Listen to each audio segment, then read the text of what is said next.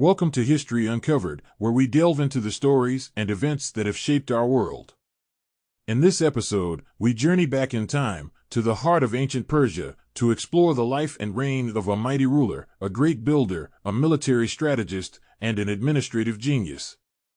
Today, we're lifting the veil on Darius the Great, a man whose legacy resonates through millennia, influencing both the East and the West.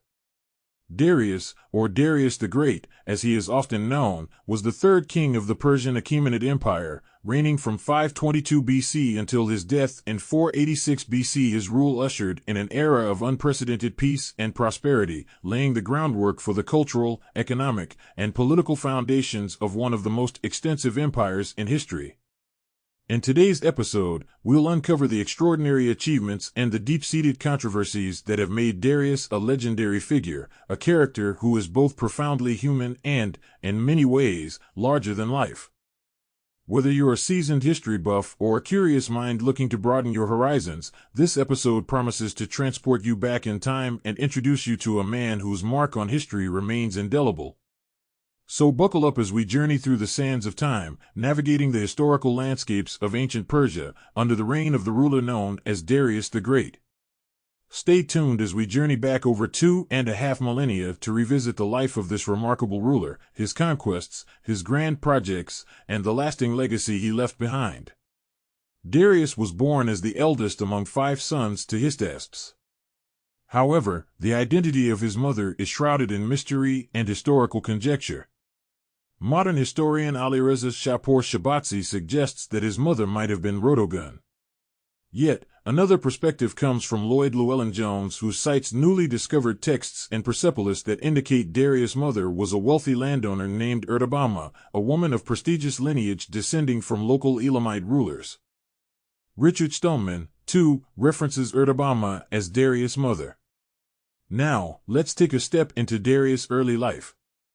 The Behistun inscription, a monument created by Darius himself, reveals that his father was the governor of Bactria, an important region in the Persian Empire.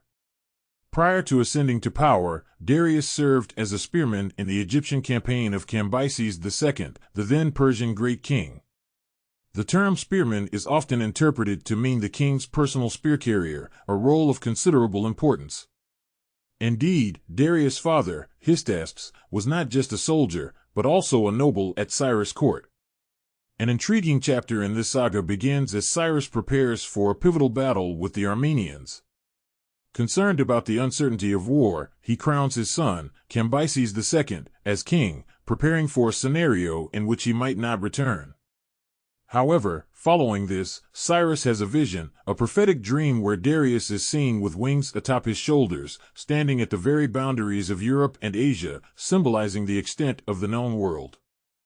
Cyrus interprets this dream as a forewarning, an omen of the future power that Darius would wield, possibly even ruling the entire world. This vision unsettles Cyrus, for it wasn't Darius but his own son Cambyses who was the designated heir. The thought that Darius might harbor ambitious, possibly treasonous plans, leads Cyrus to instruct Hystaspes to return to Persis and keep a watchful eye on Darius, until Cyrus himself could return. Little did they know then, the full extent to which this vision would come to pass. The rise of Darius to the throne is a tale shrouded in intrigue, with different narratives presented by Darius himself and Greek historians. One of the oldest chronicles illustrates a chaotic series of events where Cambyses II, in a fit of madness, killed his brother Bardia, only to later die of a leg wound.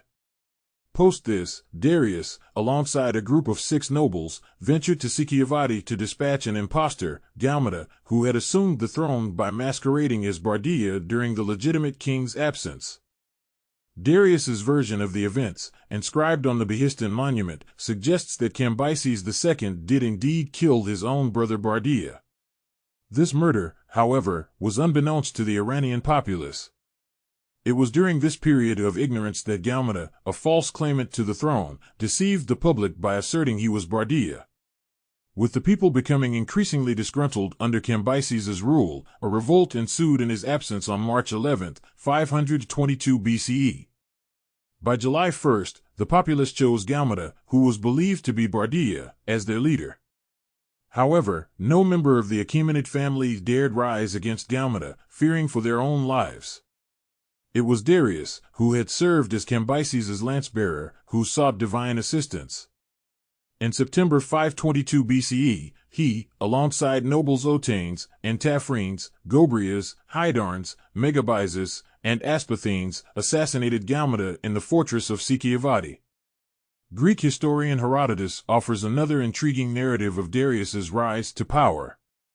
After Gaumata's assassination, Darius and the other 6 nobles convened to decide the fate of the empire. The form of governance was the central point of their debate. Otanes advocated for a democratic republic, Megabyzus for an oligarchy, while Darius championed the cause for a monarchy. Eventually, Darius convinced the others of the efficacy of a monarchy. The selection of the king was settled through an unusual test. Otanes abstained, having no desire for kingship. The remaining 6 nobles would gather outside the palace at sunrise, mounted on their horses, and the man whose horse first neighed at the rising sun would be crowned king. As Herodotus recounts, Darius's slave, Obears, devised a clever scheme involving a mare that Darius's horse was fond of. Upon their gathering, Obears placed his hands, which had been rubbed on the mare's genitals, beside the nostrils of Darius' horse. The scent excited the horse, causing it to neigh. This neigh was followed by thunder and lightning, compelling the others to kneel before Darius, recognizing him as the chosen one by divine providence. Darius proudly embraced this narrative, even erecting a statue depicting himself on his neighing horse, attributing his ascension to the throne to the shrewdness of his horse and Obears. Contrary to these accounts, Greek historians propose another narrative. Cambyses II had appointed Patizithes as the regent during his expedition to Egypt and later commanded Prexaspes to assassinate Bardia. Following Bardia's murder, Patizithes enthroned his brother Gaumata, a Magian who bore a striking resemblance to Bardia, and proclaimed him the Great King. Otanes eventually uncovered Gaumata's true identity and, along with 6 other Iranian nobles, including Darius, devised a plan to overthrow the false Bardia. After successfully executing Gaumata and his co-conspirators, Darius was crowned king the next morning. Interestingly, most historians perceive these narratives regarding Darius's ascension as a fabrication, a smokescreen to hide his coup and murder of Cyrus's rightful successor, Bardia. To solidify his rule, Darius orchestrated a fictitious common origin with Cyrus, naming Achaemenes as the founder of their dynasty. In actuality, Darius did not hail from the same lineage as Cyrus and his predecessors, the rulers of Anshan. After his ascension to the throne, Darius moved his seat of power from Pasargadae to Ecbatana. However, he soon discovered that support for Bardia was still strong and revolts had erupted in Elam and Babylonia. Darius swiftly quelled the Elamite revolt by capturing and executing its leader, Askina, in Susa. Within 3 months, the Babylonian revolt too had been suppressed. Yet, the period of calm was short-lived. News soon reached Darius that a rebellion had ignited in Bactria, a satrapy traditionally loyal to him that had even supplied an army to quash previous uprisings. This unrest was soon echoed across the empire, with revolts igniting in Persis, the Persian homeland, followed by Elam, Babylonia, Media, Parthia, Assyria, and Egypt. By 522 BCE, most parts of the Achaemenid Empire were steeped in rebellion, and the empire teetered on the brink of chaos. Despite the apparent lack of popular support, Darius managed to maintain a loyal army, led by his close confidants and nobles, including the 6 who had aided him in overthrowing Gaumata. With their steadfast support, Darius managed to subdue and quell all revolts within a year. In his own account, Darius claimed to have put to death a total of 9 lying kings in his efforts to suppress these uprisings. These events are chronicled in detail in the Behistun inscription, providing a first-hand account of the tumultuous early years of Darius's reign. One pivotal incident early in Darius's reign involved Intiphernes, one of the 7 noblemen instrumental in deposing the previous monarch and installing Darius as king. The 7 had collectively agreed that they could freely visit the new king at any time unless he was in the company of a woman. However, one evening when Interfernes attempted to visit Darius, he was barred by two palace officers, who informed him that the king was currently occupied with a woman. Incensed and insulted, Interfernes reacted violently. He unsheathed his sword and disfigured the officers by severing their noses and ears. As he left the palace, he cruelly used his horse's bridle to bind the mutilated officers together. These officers later presented themselves before Darius, revealing the brutal act of violence committed by Interfernes. Darius was shaken, fearing that this violent outburst was a sign of a larger conspiracy involving all 7 noblemen. He quickly dispatched messengers to each nobleman, inquiring whether they endorsed Interfernes' actions. All of them denied any affiliation with Interfernes' deeds and affirmed their support for Darius as their chosen king. The fact that Darius felt the need to question them reflected his uncertainty regarding the solidity of his own power. Alarmed by the potential threat to his rule, Darius acted swiftly and decisively. He dispatched soldiers to arrest Interfernes, his son, and all relatives and acquaintances capable of bearing arms. While Darius suspected Interfernes of plotting a rebellion, no concrete evidence of such a scheme could be found upon his capture. Nevertheless, Darius decided to make an example out of him. He ordered the execution of Interfernes' entire family, with the sole exception of his wife's brother and son. Darius offered her a cruel choice: decide who among the two would be spared. She chose her brother, reasoning that while she could remarry and have more sons, she would always have just one brother.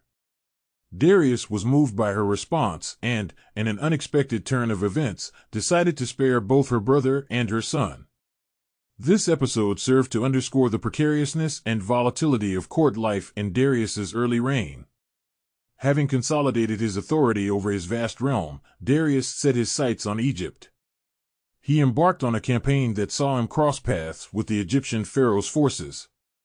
Undeterred, Darius engaged the pharaoh's armies in battle and emerged victorious, cementing his control over the territories that his predecessor, Cambyses, had conquered. This successful campaign culminated in a significant portion of Egypt becoming part of the Achaemenid Empire. But Darius's ambitions didn't stop there.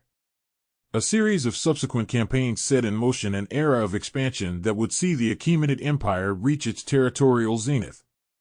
Its western boundaries extended into parts of the Balkans, incorporating regions such as Thrace Macedonia and Bulgaria Paeonia. Meanwhile, its eastern frontier stretched all the way to the Indus Valley. Under Darius I, the Achaemenid Empire became a truly global power, its influence spanning from the Balkans in the west to the Indian subcontinent in the east. In 516 BCE, Darius set his sights on Central Asia. He led a campaign that took him through Arya and Bactria, before reaching Taxila, located in present-day Pakistan.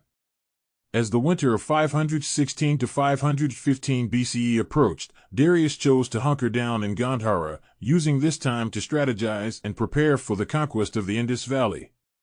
With the advent of spring in 515 BCE, Darius initiated his conquest of the lands around the Indus River.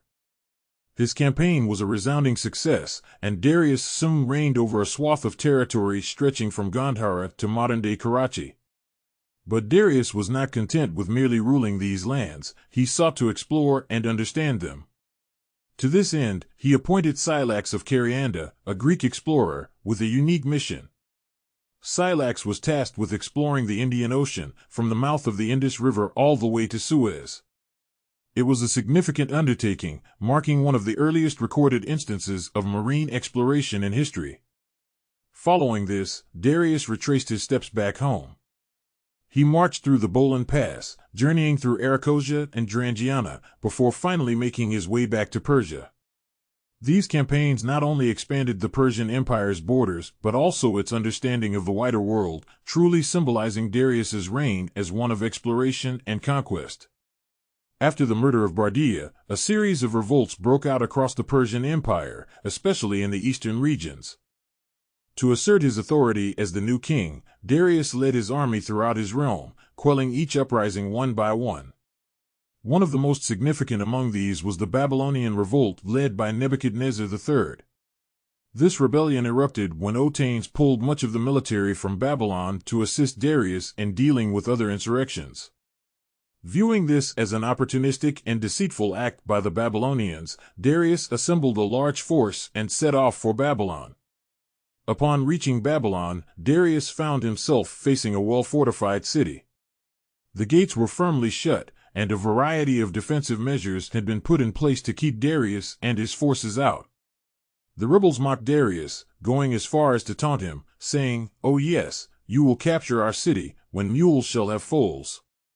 For a year and a half, Darius and his armies tried to retake the city using various tactics and strategies, some even reminiscent of those used by Cyrus the Great when he conquered Babylon. However, these attempts proved fruitless until an extraordinary event occurred. A mule owned by Zopyrus, a high-ranking soldier, gave birth to a foal. This occurrence was seen as a sign, leading to the hatching of a plot in which Zopyrus would feign desertion, infiltrate the Babylonian camp, and earn the trust of the rebels. This plan was a success, and Darius's army managed to surround the city and eventually overpowered the Babylonian rebels. During the time of these revolts, Scythian nomads saw an opportunity amidst the disorder and launched an invasion of Persia. After pacifying the rebellions in Elam, Assyria, and Babylon, Darius turned his attention to these invaders. He gave chase, but the Scythians led him to a marshland, where he found no familiar foes, only an unfamiliar Scythian tribe. The Scythian campaigns would go on to become another significant challenge in Darius's reign. The Scythians were a group of nomadic tribes originating from northern Iran. They spoke an Eastern Iranian language and were known for their military prowess and disruptive influence on trade routes. They had invaded Media, defeated Cyrus in battle, revolted against Darius, and their strategic location threatened the crucial trade routes between Central Asia and the Black Sea. In his campaign against the Scythians, Darius crossed the Black Sea at the Bosphorus Straits using a bridge of boats and conquered significant portions of Eastern Europe. He even crossed the Danube to wage war on the Scythians. This invasion of European Cythia began in 513 BCE. However, the Scythians avoided direct conflict with Darius's army, instead choosing to retreat eastwards, laying waste to the countryside, blocking wells, intercepting convoys, destroying pastures, and engaging in continuous skirmishes with the Persian forces. Darius's army chased the Scythian forces deep into their territory, where there were no cities to conquer and limited supplies to forage.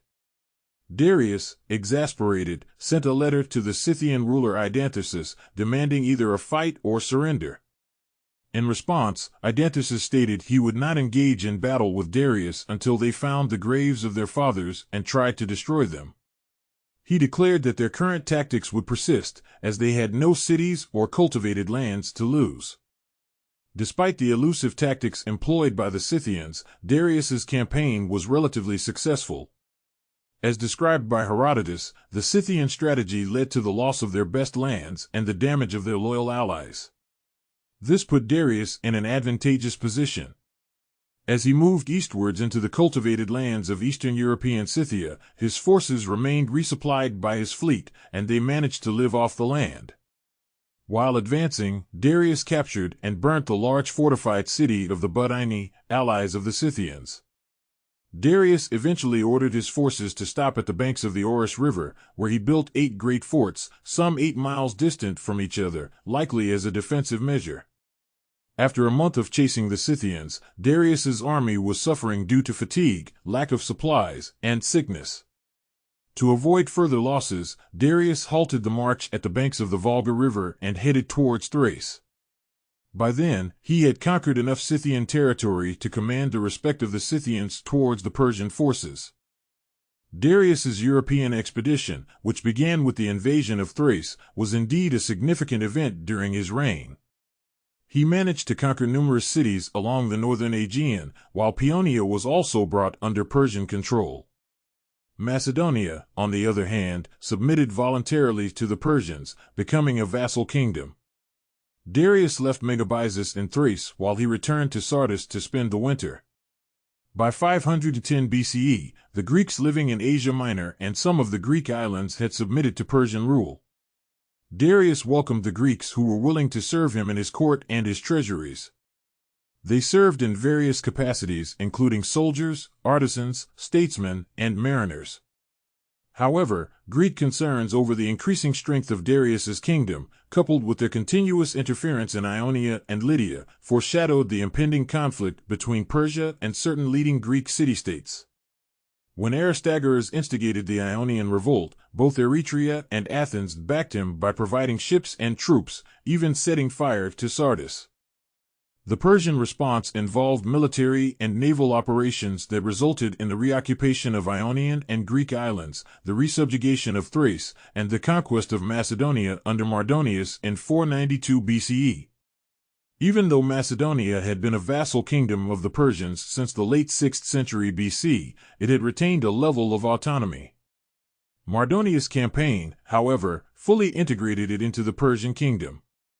These military actions were a direct response to the revolt in Ionia, marking the beginning of the first Persian invasion of mainland Greece. At the same time, anti-Persian parties in Athens were gaining more power, leading to the exile of pro-Persian aristocrats from both Athens and Sparta. Darius attempted a retaliatory strike by sending troops across the Hellespont, led by his son-in-law. However, they were forced to return to Persia due to a violent storm and Thracian resistance.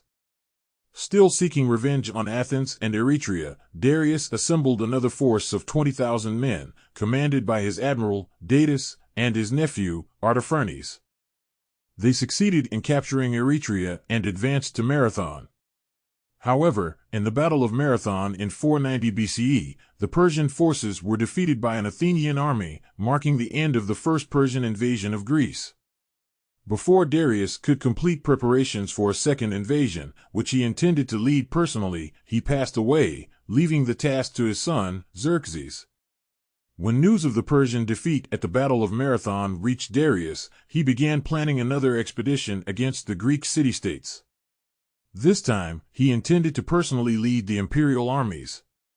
For 3 years, Darius meticulously prepared men and ships for war. However, his plans were interrupted when a revolt erupted in Egypt. The strain of this revolt worsened his already deteriorating health and made it impossible for him to lead another army. Darius passed away in October of 486 BCE. His body was embalmed and entombed in a rock-cut tomb at Nakshi-Rostam, a site he had been preparing for his burial. An inscription on his tomb declares him as the Great King, King of Kings, King of countries containing all kinds of men, king in this great earth far and wide, son of Hystasps, an Achaemenian, a Persian, son of a Persian, an Aryan, having Aryan lineage. A relief underneath his tomb, depicting an equestrian combat, was added during the reign of Bahram II, the Sasanian king of kings. The throne was then passed to Xerxes, the eldest son of Darius and Atossa. Before he ascended the throne as Xerxes I, he had to contend for the succession with his elder half-brother, Artabarzanes, who was Darius's eldest son from his first wife, before Darius rose to power. With Xerxes' ascension, the empire returned to being ruled by a member of the House of Cyrus. Thank you for joining us on this incredible journey through the reign of Darius the Great, one of the most influential rulers of the Achaemenid Empire. From his daring exploits and extensive conquests to his efforts to centralize his vast empire, we hope you have gained a deeper understanding and appreciation for this important figure in ancient history. Thank you for watching this episode of History Uncovered. If you found this video informative and engaging, please like and subscribe to our channel for more fascinating stories from the past. Your support enables us to continue unraveling the intricate tapestry of our shared history and deliver more of the compelling content you enjoy. And remember, history is an endless adventure, full of twists and turns. To ensure you never miss out on uncovering another piece of the puzzle, don't forget to ring the bell for notifications. We look forward to embarking on our next historical journey together.